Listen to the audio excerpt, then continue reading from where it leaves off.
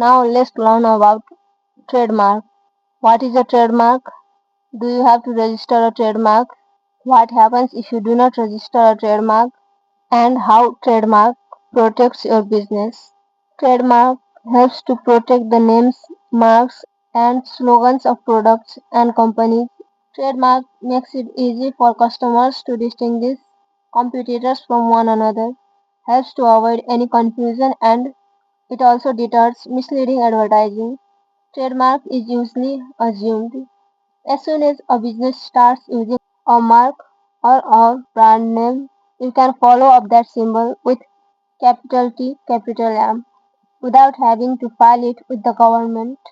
Unlike copyrighted works, trademarks receive different degrees of protection depending on consumer awareness of the trademark, the type of service and product it identifies, and the geographic area where the trademark is used.